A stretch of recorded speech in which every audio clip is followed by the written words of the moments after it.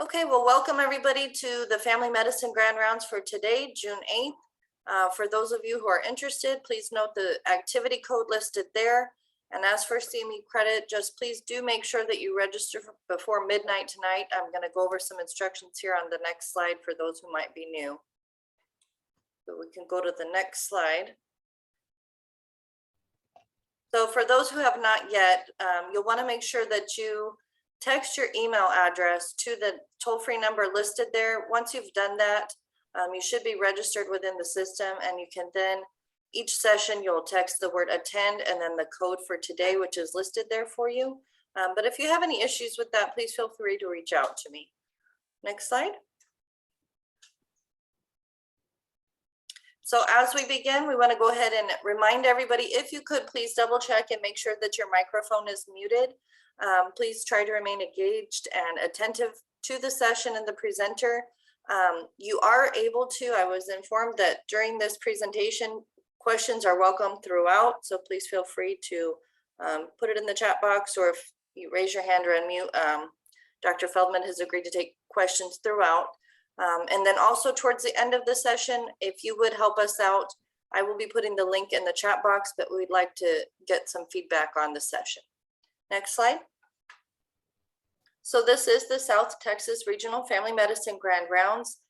We are partnered with the South Central AHEC, and our mission statement is listed there. Next slide. For those of you who are claiming CME, you might want to make sure that you do check your transcript every so often. So the information is listed here for you, but you just go to the CME website and then you click My Transcript. But any questions, you can reach out to their office, or feel free to reach out to me as well. Next slide. And also, those who are members of the AAFP, you may claim credit through their system as well. You'll need that CME transcript we just discussed, but if you have any questions or issues, you can reach out to them or contact me. Next slide. And one of the things we do want to make sure that we mention is that it is our goal of the Grand Rounds presentations to make sure that we address these nationally established physician core competencies that you see listed here. Next slide. And I think we did that one twice accidentally. Sorry about that. We do need to mention that Dr. Feldman has no financial relationships with ineligible companies to disclose. And he is presenting to us today, Raising the Dead. So I'll let him give an introduction and get started. Hey, thank you so much. All right, so I'm Dr. Jacob Feldman. I work within the Department of Emergency Medicine. I do probably a couple too many things. I'm our simulation director, assistant clerkship director. I'm also the medical education fellowship director. I was actually came into this lecture today thanks to Dr. Shi, who I was working with to help create the simulation lab that you guys had earlier this year. Also was the part of the graduating medical school class with Michelle Rodriguez, who I think is still part of y'all's faculty. Apologize, I'm presenting from my office at work because I had some responsibilities in the department today, so we'll have some weird, creepy mannequins behind me instead of my normal whatever. It'll be all right. So we're going to be going through a couple important concepts. We're going to be defining some of the most important elements of resuscitation, or the things we want to do specifically during a code. What are some of the different drugs that we use, and more importantly, how efficacious are they? And we're going to come up with a good plan on how to resuscitate somebody.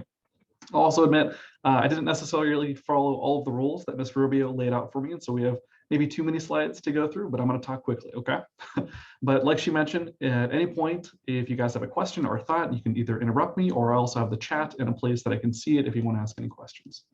So this is just a general outline of what I would recommend is just if you could just take a mental snapshot or a screenshot or whatever, if you guys end there, if you end up in a situation where you need to run a code, specifically where you have some hospital resources. This is what I recommend. Just generally, these are the most important things. Make sure you got quality compressions, keep your fingers on the pulse, shock at 200 joules every time. This person's already dead. We don't need to be messing around with like trying to titrate electricity to the right amount. Just shock them, get it over with. Cognitively offload. If you can assign some tasks as well, those are important. Throwing in an LMA to just secure your airway at the beginning of it. If you need access, drilling the tibia, just get some basic things. I'm going to go over all of this later. We'll have this slide again at the very end as well, but just, this is probably the most important slide as part of this presentation. So we're going to go over some basics of running a code. So just knowing first off that if you find yourself in a situation where you're going to be running a code, even if you feel very nervous, anxious, that's a normal thing. It still happens to me from time to time. I had a code that I ran last week and I felt a little bit nervous going into it, which is kind of a fun feeling. I haven't felt that in a little while. The first step is to take your own pulse, take a breath, understand that the patient in front of you is dead. It's also wise to understand some of the outcomes that can be expected. So for survival in general, OHCA is referring to out of hospital cardiac arrest. So these are patients brought in by ambulance, typically to the emergency department. So if you happen to die at home, you've got between a 1 and 20% chance of just surviving at all from that. Within the hospital, it's still much less than a coin flip chance that you will survive. Even if you happen to survive, only 10%, between 10% and 50% of those patients that survive a code or survive, needing to go through this resuscitation actually have a good outcome. And the way good outcome is defined is just being able to perform basic tasks of daily living, like eating, bathing, dressing, toileting. A significant number of these patients end up with some kind of significant debility. When it comes to thinking about how you want to run a resuscitation, this is probably something that you've seen before, the 5 H's and the 4 T's. To be honest, though, I don't love these.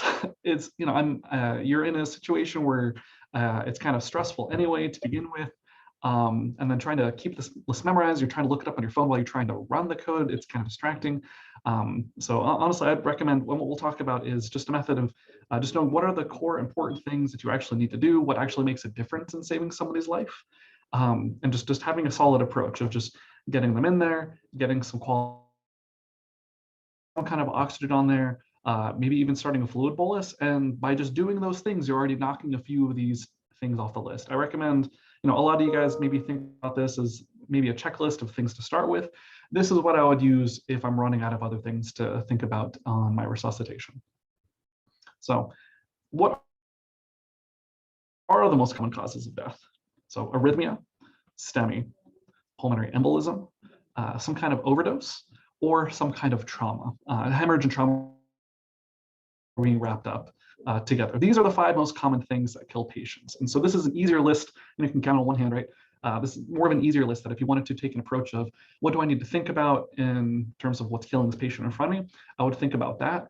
And also put a lot of stock into, well, how did this patient roll in? Is this someone who's brought into the emergency department in the middle of winter who was found in a lake? That's going to lead you a lot closer to the right direction, as opposed to, oh, this is an admitted patient on the floor here with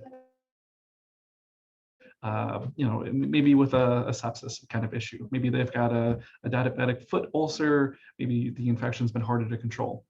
Just starting with the baseline of, what is my patient presentation? Just stick with the basics, lead you down the right path. All right, so what actually saves lives? So it's just a couple of things. It's compressions, early defibrillation, and communication. These are the only things that will actually make a difference in saving somebody's life. And we'll talk about everything else during this presentation. We're going to talk about airway management. We're going to talk about all the medicines, but just if you can just remember that ensuring quality compressions and ensuring that you're defibrillating as early as you recognize that you need to, and communicating well with your team, these are the things that you would want to focus on during a code to actually make a difference in, hopefully getting a good outcome. So the goals of resuscitation are, and if we were in person, I'd be, I don't know, pointing at somebody, but it's okay. I'm not going to force anything kind of awkward since we're all virtual right now. The goals are, we're just trying to perfuse the coronaries, and we're trying to perfuse the brain. Obviously, your gut, your liver, these are other important organs we want to perfuse, but they can wait a little bit. We're just going to focus on perfusing these two. And so some of the measures we're going to talk about, any of the data I'm going to reference is all in, it's all the focus of all of the research that I've looked at is all in, preserving perfusion of these two organs, which is kind of obvious. So the vital elements for this, obviously, you think of airway and breathing, you think of circulation, we think of meds. So this is the structure of how we're going to go through things. So with airway and breathing, When you got a patient in front of you who is dead, you've established they don't have a pulse, you want to do some kind of airway management. Of course, you can get in there, start bagging them with a BVM because you want to oxygenate and ventilate. And for the purposes of this, we're just going to think about oxygenation and ventilation being the same kind of process, because you're just going to put up 100% FiO2 for whatever method that you're using to cause ventilation. So yeah, you can start with that, but a BVM is not perfect. For one, it can be difficult to ensure a proper mask seal. For the other, even if you're using perfect technique, some amount of air is going to get into the esophagus. And I've seen it before where someone's stomach swells up and then you're making adjustments, a lot of that air comes up, you got vomit, clogs your airway, it's a mess. So that's why I recommend the LMA, the laryngeal mask airway. You just throw it down there. Honestly, it's not complicated. Maybe lube up the sides of the cushion, the little pad that you're going to inflate, and you just place it straight down there until it stops moving, and then you just hook it up to your BVM and you start bagging. Rapid insertion, it's going to direct the air that you're inflating their lungs with much more accurately to really decrease the amount of gastric inflation. It's simple, it's easy, and it's just a great way to, it's not fully securing the airway because you're not having this inflated cuff below the vocal cords. If they do vomit, some of that vomit still could get into their lungs, but it's just a significant leg up, makes it much easier to make sure you're bagging somebody effectively. Of course, if you are going to try to intubate during a code, you may try to time this during your pulse checks so that there's nobody doing compressions on the chest. As you might imagine, during that kind of situation, the trachea is flopping around, the body's moving, it's confusing, it's stressful, and it's really difficult. So if you are going to try to attempt this, I recommend using video. And if you use video, the benefit is you can actually try doing this during compressions as well. We'll talk a little bit why it's important to not interrupt compressions.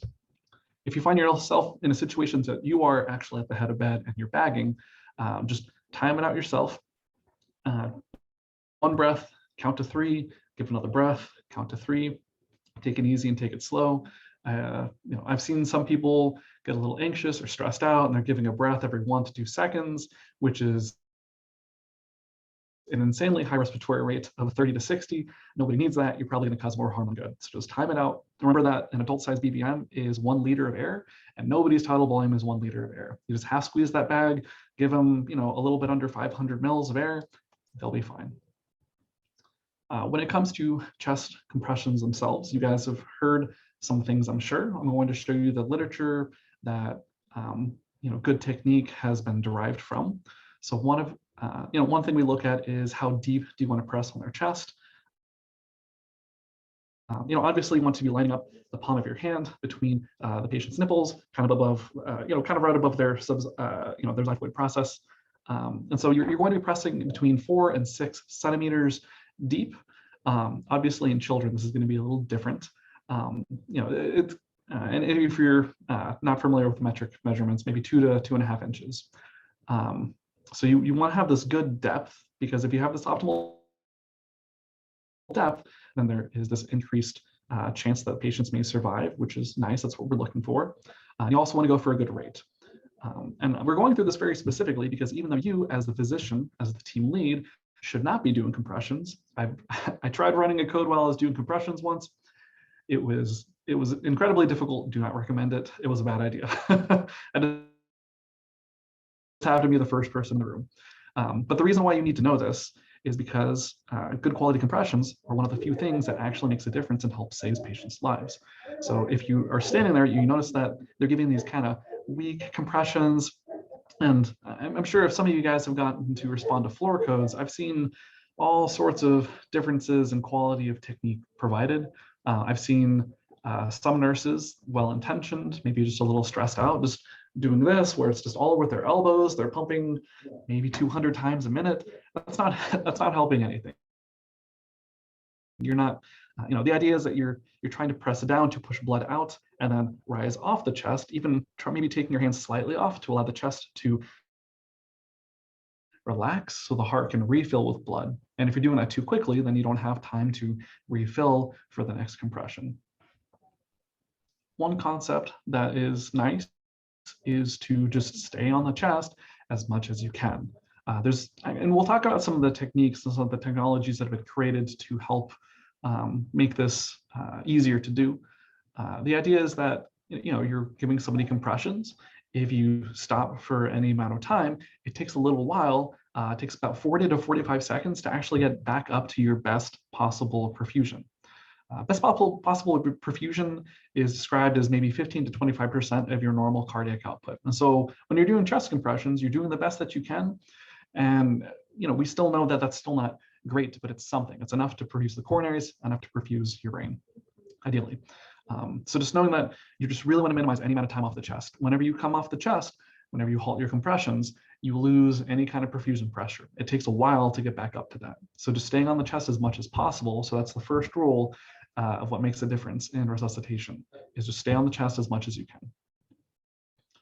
This is something, just to reiterate a point on the slide, even though I already mentioned it, just make sure you're coming off the chest, lifting your hands up. Just, if you're pressing down all the way, it's not giving an opportunity for the heart to fill. And this is just a cute and funny image that I found when I was doing some research and looking for some clip art for these slides. So then you may think to yourself, okay, well, pressing down, lifting up, that's great and all.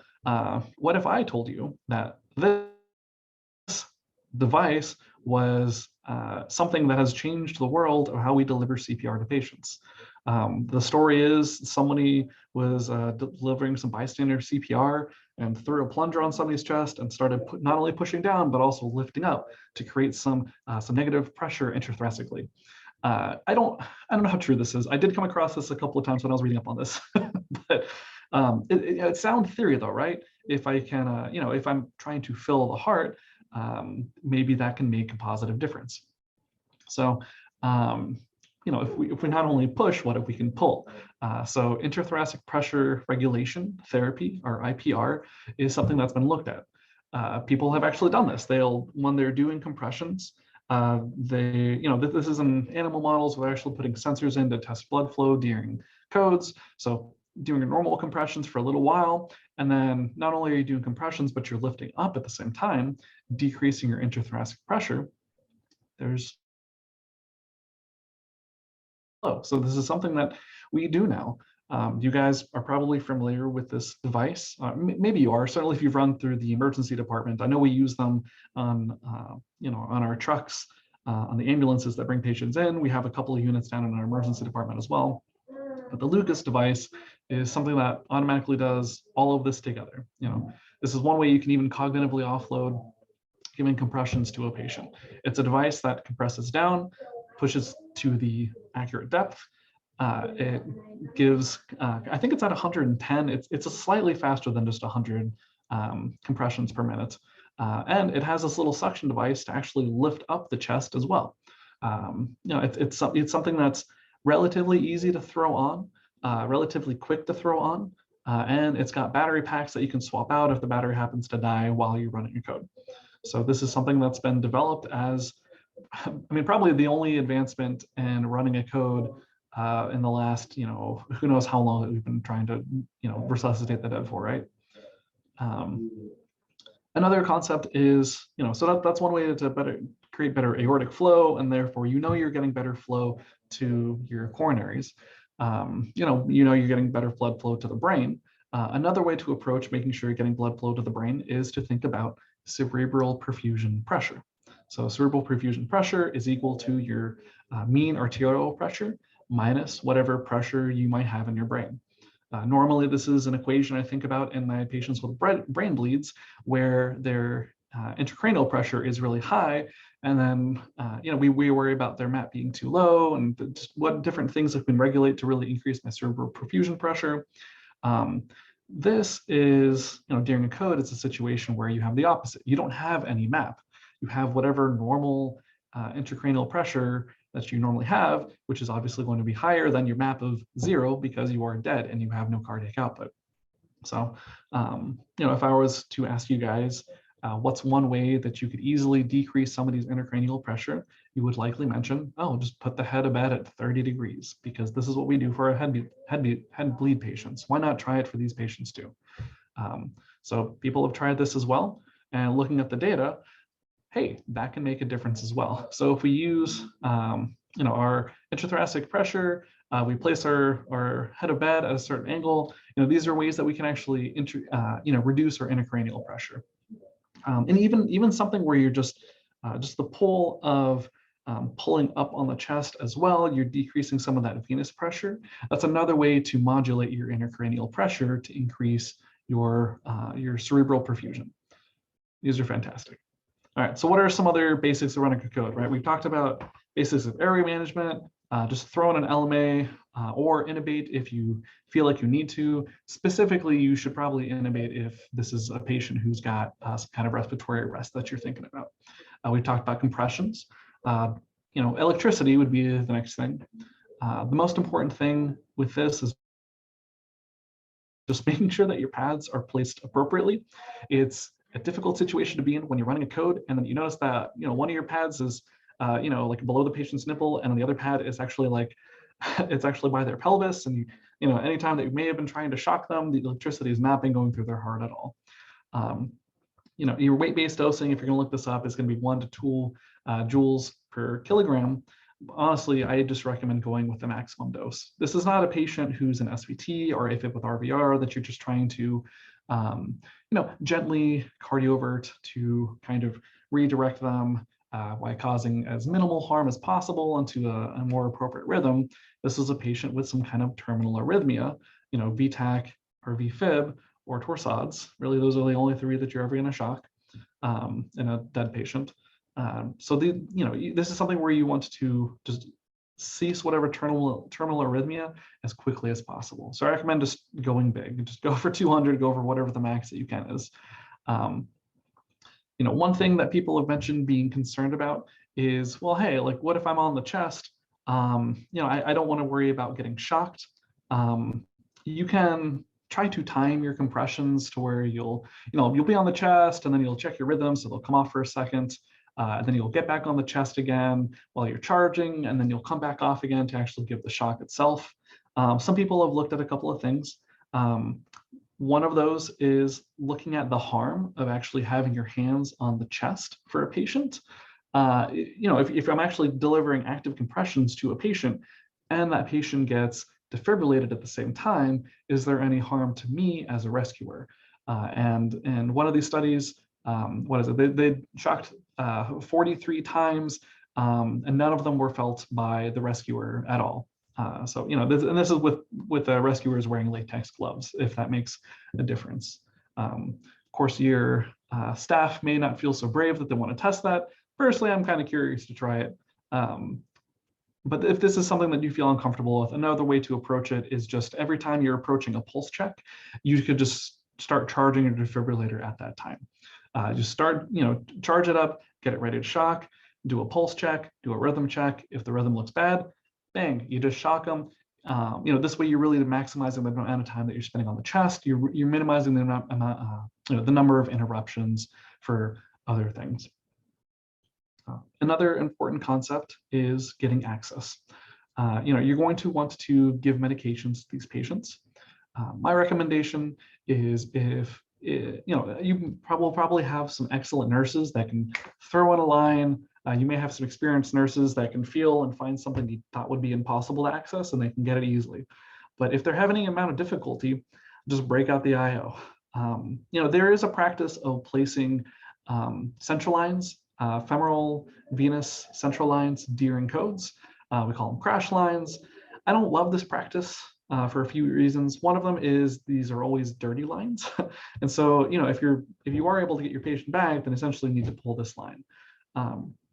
So I don't love them for that reason, because it's dirty. And then 2, it's distracting. If you're in a resource limited setting where there's not as many, physicians, you don't have like somebody else that can just do that for you, can delegate it to, then that takes a lot of time and effort and focus away from running the code. There's nothing that you can put through an IO that anything you're going to put through a central line, you can also put through an IO. with the exception of chemotherapeutic drugs. You can put contrast, you can put antibiotics. If you need to give TPA during a code is what you decided, and you can push that as well. Whatever drugs you want to give, they can all go through an IO. It's a wonderful it's a wonderful tool that you can use. Oops, I apologize, clicked on the wrong thing. There we go. Okay, so quick summary. We talked about some airway and breathing issues, LMA versus intubation. I recommend just throwing in an LMA every time you run into a patient that is coding. It's just a quick way to establish a higher quality airway. Intubation is a complicated process and it takes a little while to set up for it. LMA, just get it in there, make sure you're oxygenating and ventilating them well. Really the only patients that I feel strongly about intubating are the ones that you're suspicious of having a respiratory arrest. For circulation, stay on the chest as much as possible. And as the team lead, your job is to make sure that whoever's giving compressions is using proper technique. The way that I like doing that is I will literally run my code by just standing on the patient's right side with my fingers on their femoral pulse, which is nice because not only can I see what's happening with airway, I can see, kind of look over my shoulder, look at the nurses grabbing meds. I can see how the person giving compressions is how they're doing by not only looking at them, but also feeling the pulse. Each time they compress, I should feel a pulse.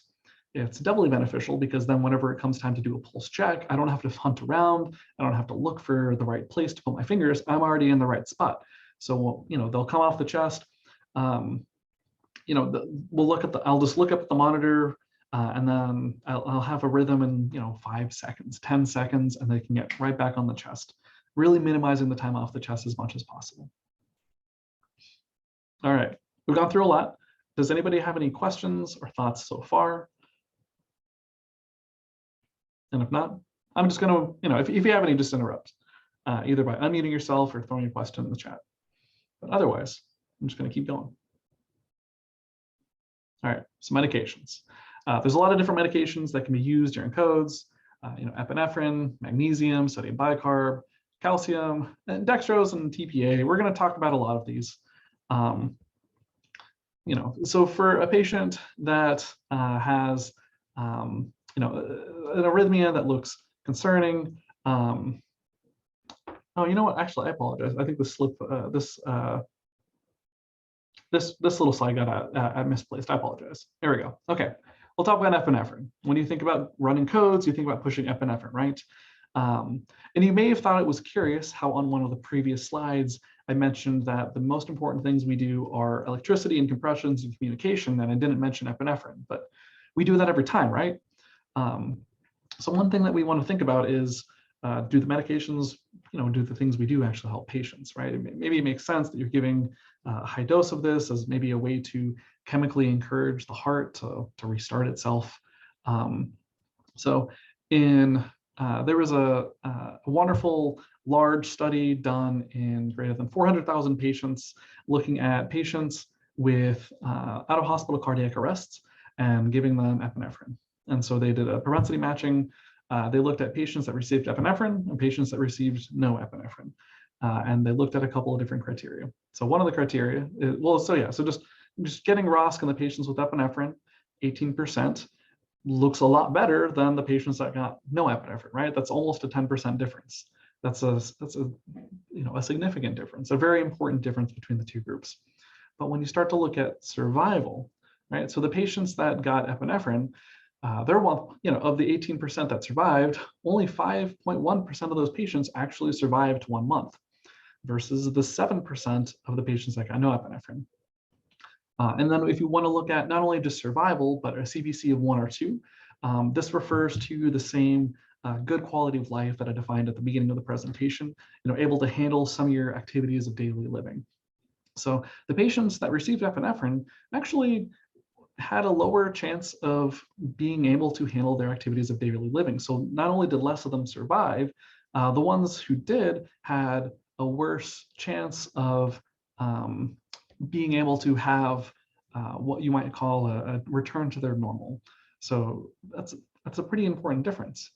And this is just another measurement of the same thing. So essentially what this is showing is that epinephrine does a good job of helping us resuscitate more people. It does a good job of helping us gain ROSC in patients. However, of those we gain ROSC in, they might not have as good of outcomes. That doesn't mean it's a bad thing. I mean, there's patients, it's not saying that epinephrine is necessarily better than, sorry, I don't mean to say that not giving epinephrine is superior.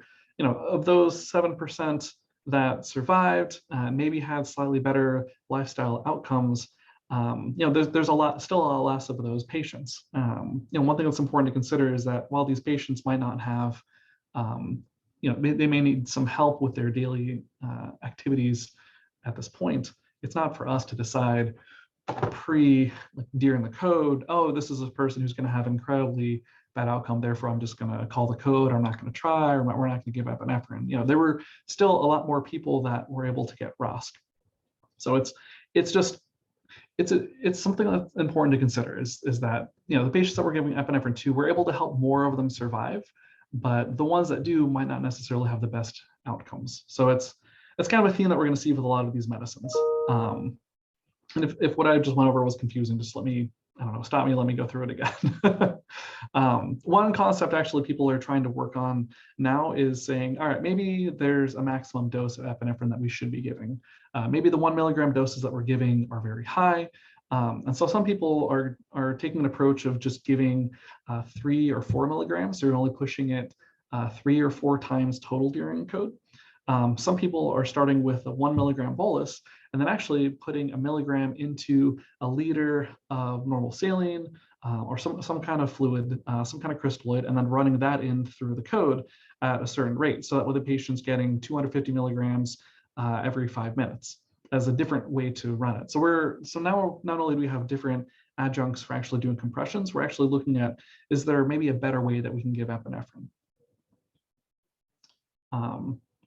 Say if you have this in front of you, if you're looking at a patient with torsades, maybe you're thinking of magnesium. So magnesium, we use it as a smooth muscle relaxant. There's some thought that it may decrease aortic tone, which then, you know, maybe you worry about decreasing coronary perfusion. Maybe a theoretical concern. There's maybe a possible weak trend to actually improving ROSC. But honestly, the literature looking into the use of magnesium in the resuscitation of the patient that you're coding, it's all very weak. So maybe there's some trends towards benefit, but honestly, we don't know. It certainly doesn't seem to trend towards harm, at least. If you want to use, you know, say you have a patient in front of you who has a wide, complex tachycardic rhythm, you know, a patient who you worry about maybe a sodium channel blocker overdose, you might think about using sodium bicarb. You know, if you have a patient in front of you who's overdosed on Benadryl or TCA, something like that. You know, you might think about bicarb, but this is also a controversial drug. When you think about sodium bicarbonate, it's important to remember that when you give this to patients, it does get metabolized in your kidneys.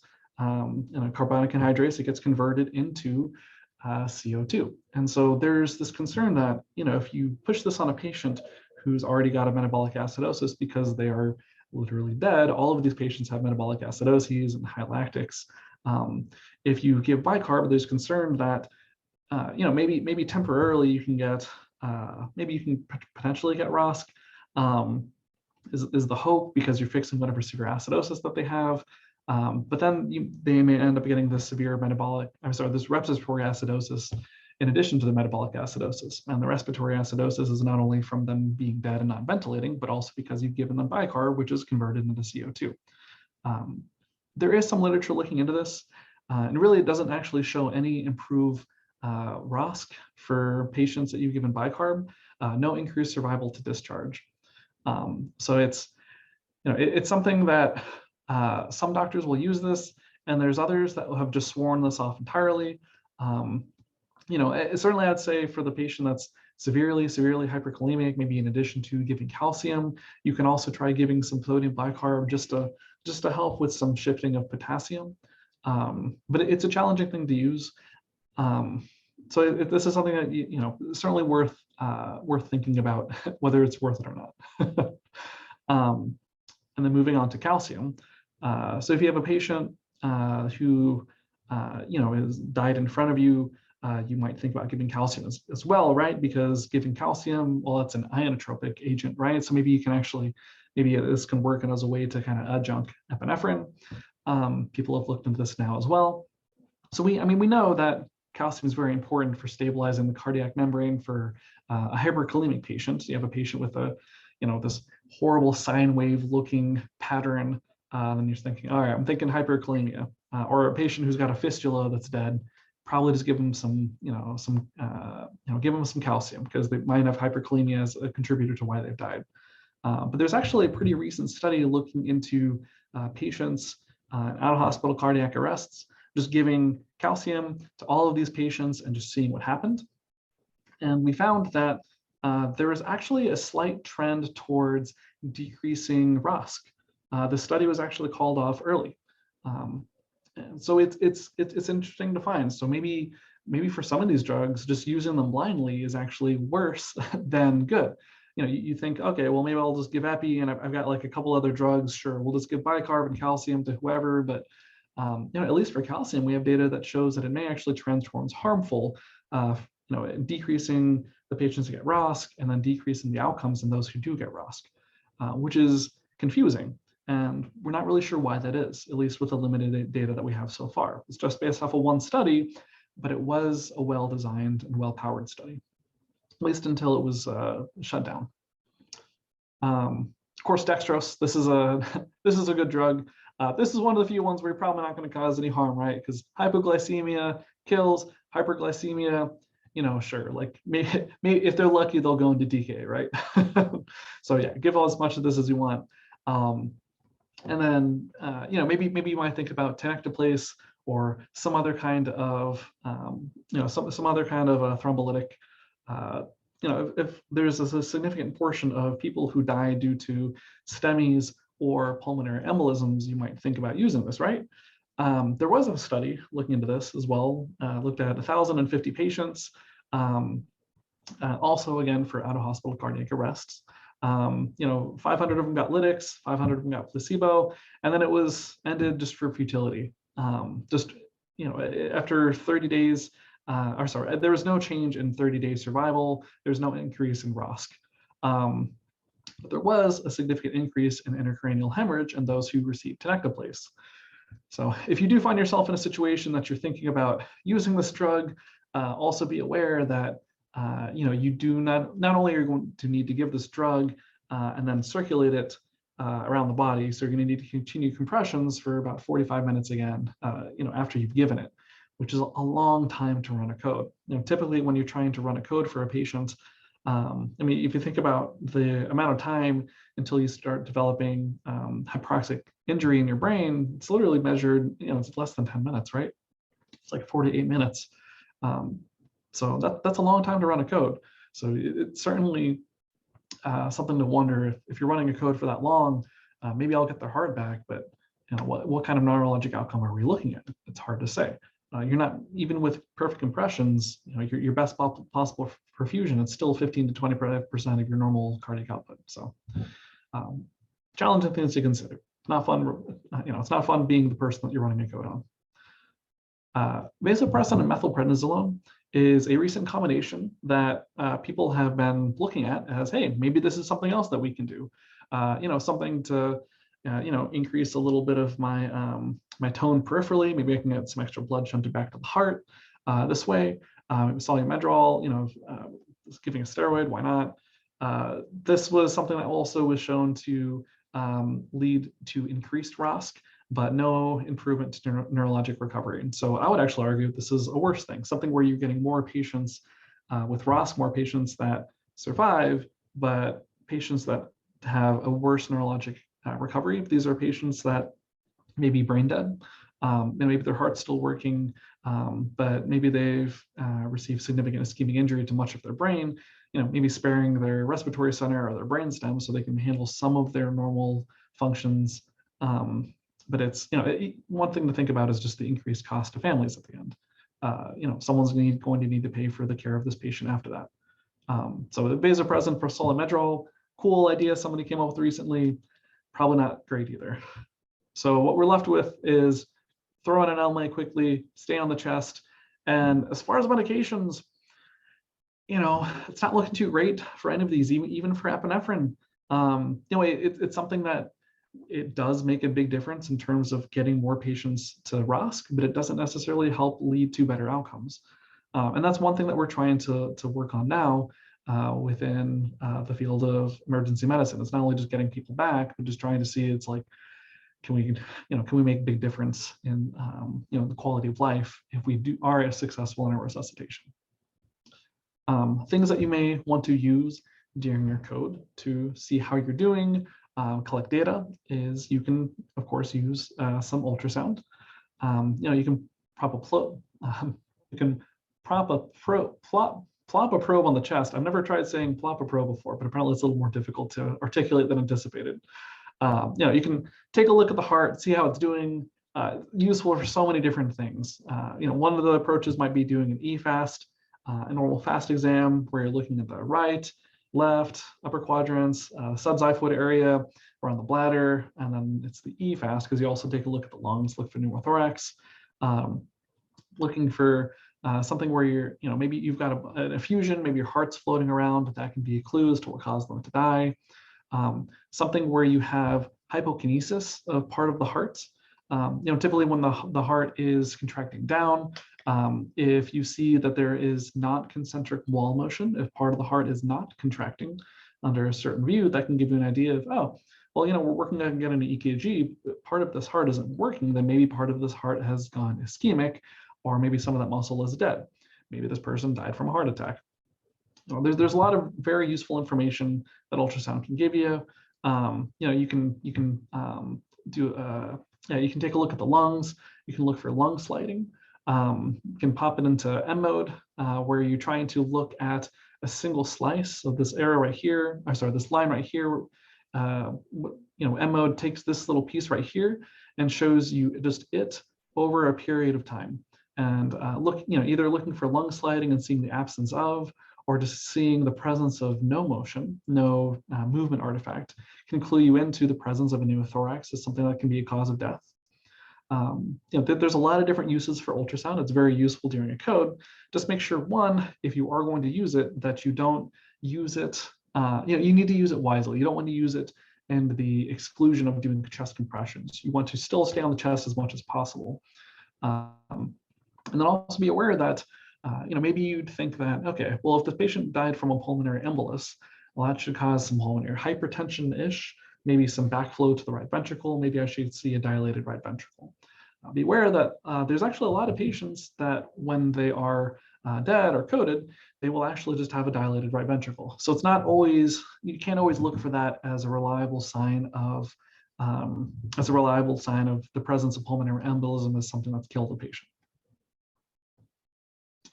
Capnography, very useful tool in the right setting, or is making sure you're using it correctly. Putting a nasal cannula in their nose, if you're just, I guess, just bagging them, or if you've actually intubated them, there's a special adapter that you can use to plug it into the side. You're just essentially looking at the amount of CO2 that they're breathing out. This is helpful, not as much as maybe you would think that this could be useful for grading compressions. Maybe I would still stick with just watching the person giving compressions, keeping my fingers on a pulse. What this is useful more for is to predict if you're about to get resuscitation on a patient. On a patient who you might see ROSC on in the next couple of minutes, you'll actually see their CO2 start to trend up as they're starting to perfuse their body again. As their heart starts to take over, it's going to contract obviously more efficiently than someone just squishing their chest. And so you're actually going to see a rise in their end tidal CO2 kind of right before you do a pulse. Maybe that's a cue like, oh, hey, maybe we should do a pulse check sooner rather than later, and then make sure they actually have a pulse back because their end tidal just went up. It can also be a cue for, if you are, I don't know that I would say this is the best thing for determining quality of compressions, but if you notice like a big old drop in the end tidal while you're running it, maybe that's a cue that the person then doing compressions is getting fatigued. Although, to be honest, I would recommend just whenever you're running a code, I would just keep my eyes on the timer, and every 2 minutes, whenever it's time for a pulse check, I would just cycle that person out, because doing compressions for longer than 2 minutes becomes a very difficult thing to do. You might think about getting a VBG. This is probably the most useful things that I do during a code is collect a VBG. Obviously, I'm expecting them to be pretty acidotic, but if their CO2 is incredibly high or their bicarb is incredibly low, it can give me some hints as to what caused the arrest. Additionally, looking for significant electrolyte abnormality, specifically hyperkalemia being an easy thing to treat, or hypoglycemia, one of the easiest things to just miss and not think about. And maybe you can get some hemoglobin or hematocrit as part of this too. Although generally, if this is a traumatic patient that's hemorrhaging as a reason why they died, it's a little easier to figure out than a VBG. Do be aware though, if you are planning on getting, you drill in to get an IO, you pull some blood back just to confirm you're on the right place, and you think, oh, let me use this to run an ISTAT. Maybe I can get a blood gas off of this. When you are getting labs through an IO, any kind of test that you're running through, well, not any kind of test, specifically like chemistry. If you're trying to run a chemistry through an intraosseous line, just know that there will be some changes to this. So pH, CO2, any of the numbers that are in green, those will be fine. Those will be normal. But the numbers in red, these values can be different when you're checking a test through an IO. And so just be aware that, if you think you may have diagnosed hypo or hyperkalemia on this patient through your IO, maybe you want to correlate that with some other kind of data before you start pushing a bunch of calcium on them. So let's say you do get resuscitation on them. Let's say that you actually have brought them back from the dead. So what I'd recommend is take a minute, or maybe even the next 10 minutes. So, before you start high-fiving around the room and patting yourself on the back, just take 10 minutes and go over a couple of details. Because this will actually be a big deal and a big help to preventing them from losing ROSC or dying again. Because, this person's died for some reason. If it was a respiratory reason why they died, then sure, maybe you've intubated them, maybe that's fixed it. But if that's not it, then you haven't actually fixed what caused them to die yet. So take 10 minutes, get an EKG, see if this is a heart attack or not.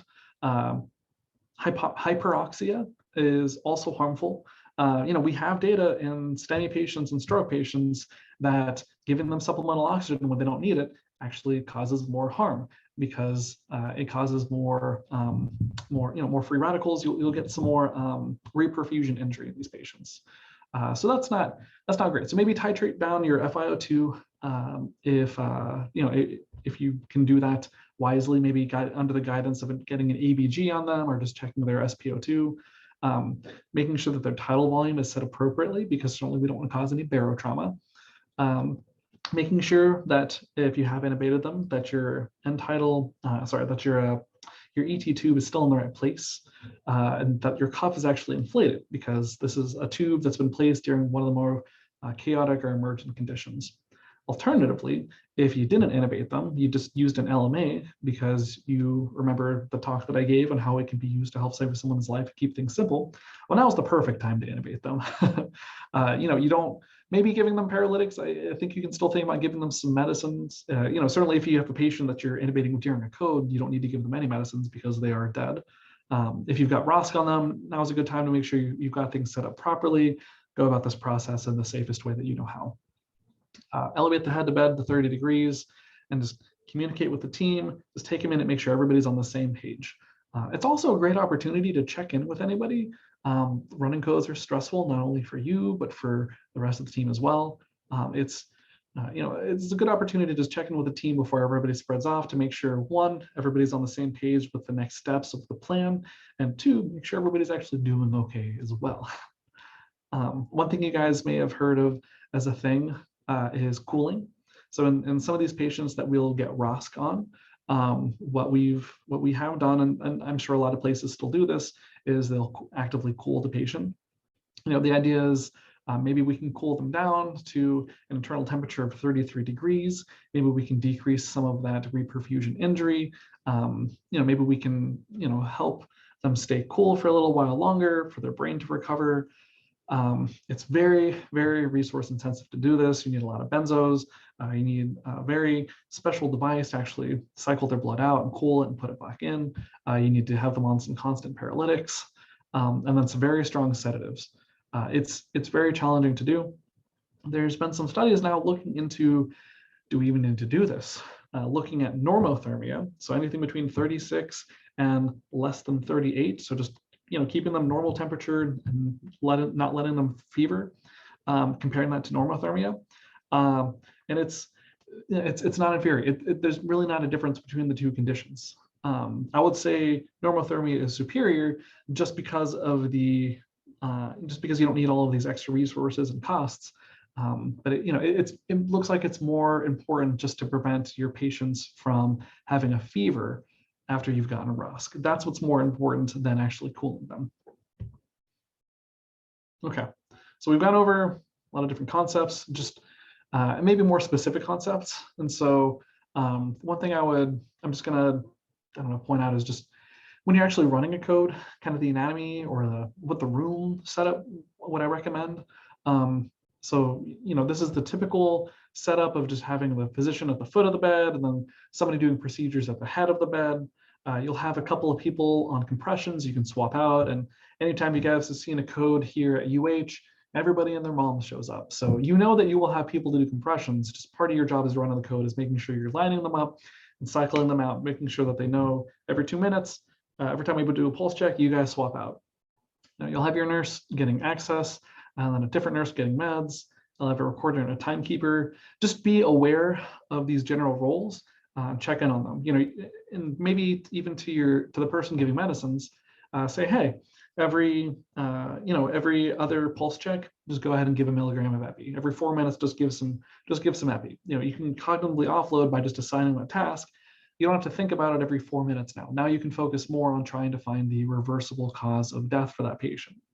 And I do want to be clear, here at the end of this presentation, that's the most important thing that you're trying to do. You're trying to find the reversible cause of death. A couple of years ago, I had a very sad case with a patient who came in, had some kind of respiratory arrest. I think he was going into a clinic for his malignancy. He had lung cancer. He had a respiratory arrest there. The paramedics brought him in. He was intubated. We were just trying to figure out why he died, and we got him back. We figured, okay, well, maybe lung cancer, it was a respiratory arrest, maybe something to do with his lung cancer, sure.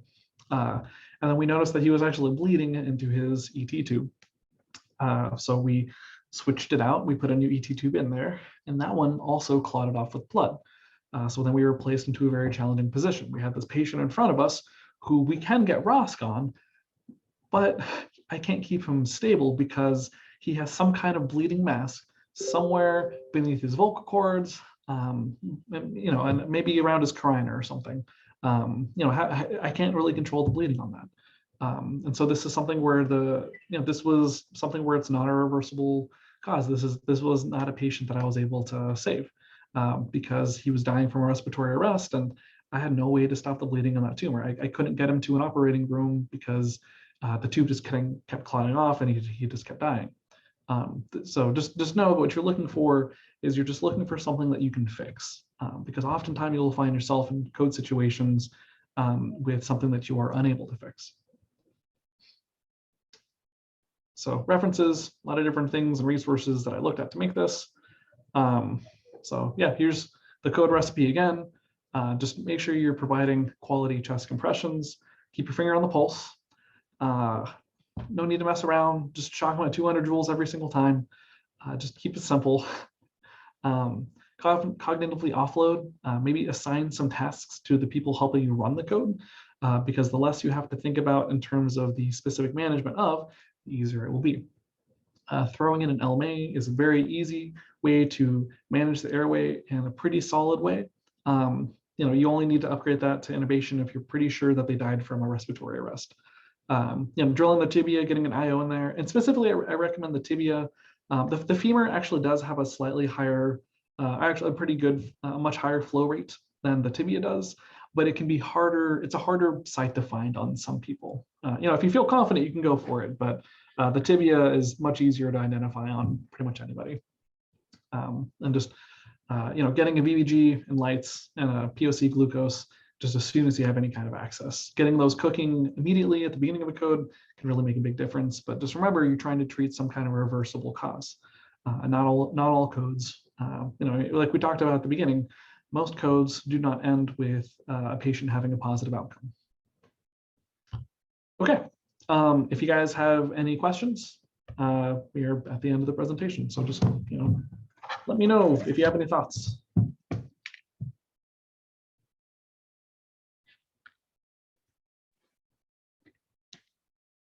Hey, Dr. Feldman, I have a quick question. You mentioned that sometimes the right ventricle is being dilated. It's a common phenomenon in all the people in codes, Yeah. versus as a cause or as a result of PE.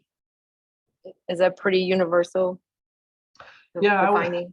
Yeah, it'll be kind of a universal finding. And I'll be honest, I'm not one of our ultrasound faculty. I don't know that I know the exact reason why the right ventricle dilates on patients that are dead. I'm assuming that it has something to do with just, its blood isn't getting pushed forward into the lungs. And it's probably a higher pressure locale because you're ventilating them, pushing air in, probably pushing some blood out. Probably some of that backs up into the right ventricle is what I imagine. But yeah, so if you do a little bit of a bedside echocardiography on these patients, you may notice a dilated right ventricle.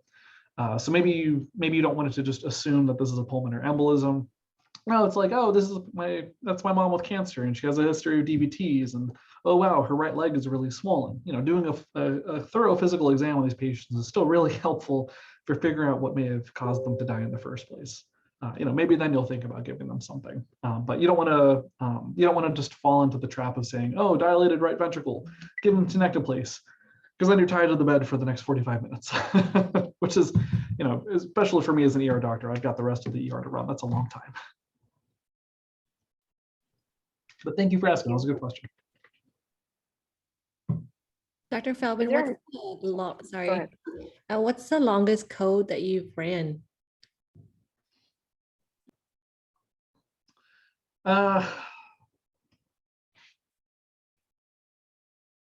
So the longest code that I've run was probably an hour. And the reason why, so normally I would say if you're running a code and you've gone for 30 to 45 minutes and you don't have any identifiable, you don't have anything that's identifiable or actionable. And specifically, if you can take the probe, do some kind of ultrasound check at some point and just see if you have any kind of cardiac motion. After 30 minutes, if I don't see any cardiac motion, I'm code. I have run a code up to an hour before, and that's just because we got ROSC a couple of times on the patient. And then there was one time when I was a poor, lowly, I guess technically, I was an intern still. It was like the end of my intern year. It was me and one other resident running, our 30-bed emergency department. And he was stuck in a code with our attending for like 3 hours. So I had like 30 beds to myself to run in our emergency department. And it was a nightmare. So that's the longest code that I've ever seen happen, was like a 3-hour long code, because they just kept getting him back and then he would die again. So usually a code will last longer if you're getting ROSC, but or for pediatric patients, it's just different when you have kids. It's harder to stop and let go. So those can tend to go a little bit longer too. But typically for adults that I code, after 20 to 30 minutes, if I don't see something actionable, that's when I'll try to call it. Also, sorry, and for the ROSC, is it pretty prominent to feel the ROSC? Yeah, you can. So one thing I didn't even mention is if you're doing compressions well enough, I've only seen this, actually, no, I've never seen this, but if you're doing compressions well enough in some patients that are getting good enough cerebral perfusion, they'll actually wake up during the code. But for most others, maybe you'll see it and the end titles start to come up, but it's probably will be something that you discover during your pulse check. It can, in some patients, it's very obvious, in others, it's very difficult. And also, this is probably a good time I probably should have mentioned this somewhere else, is that just checking pulses on patient that's a difficult thing in and of itself too. Whereas anybody, just using your fingers to check a pulse, the sensitivity on that's not great. Some people even talk about throwing in arterial lines just as a way to check the pulse instead, but I'm not sure. I don't know that I've seen the data that lets me know, like, I love that enough to do it. Yep, we got a question in the chat. When would be an appropriate time to consider amiodarone during a code? If you're seeing some kind of ventricular tachycardia, you see a patient who comes in, you're seeing, actually, I have where was that VTAC slide? I may have clicked past it. Oh, I had a picture of VTAC in here somewhere. Oh, well, maybe I don't. Anyway, so yeah, you have a patient that comes in, they're in VTAC. You plan on shocking them. I'd probably just drop the amio and have them give it right then and there, as we're also planning to shock them.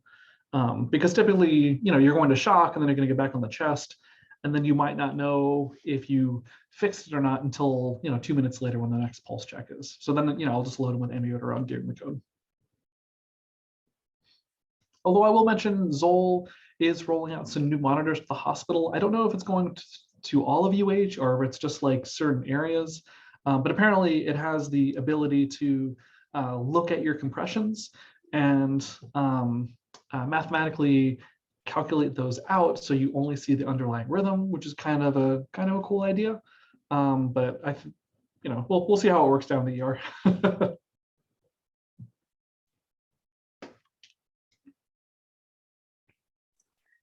I'm not sure if I missed this earlier, and I apologize if I did. Is there an upper limit to how much epi we can give? There's technically not. Code?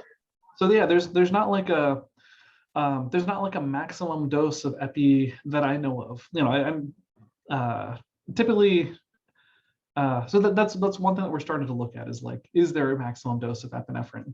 Is like a question that's being asked and now looked at in the literature, because it makes sense. Like if you give too much, give too much of any medicine that can be harmful, right?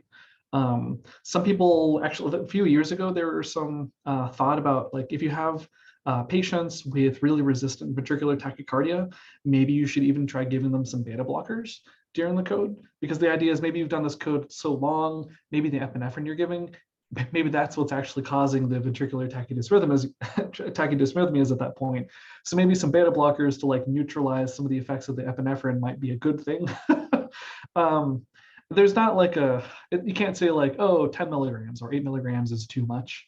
What you end up thinking is like, oh man, 8 milligrams, that means you give epi every 4 minutes, right? Times 8, that's like a 30-minute plus code. You probably should have called the code before that point. Or maybe you thought about like, if you were unsuccessful in finding something, that patient's probably brain dead or something. So that's the way we approach it more is, but there's not like a written down maximum dose. Really good question though.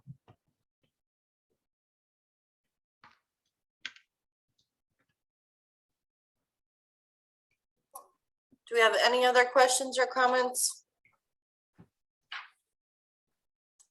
Okay, well, I'm not seeing anything else. So with that, if everybody could, I did put it in the chat box there, if you could help us with some feedback for Dr. Feldman. But thank you to everybody for joining us. And thank you, Dr. Feldman, for your presentation today. Yeah, thank you guys. It was fun to come out and talk. Well, I didn't really go anywhere, but it was fun to talk to you. Talk at you. Thank you so much. Hope y'all have a great day.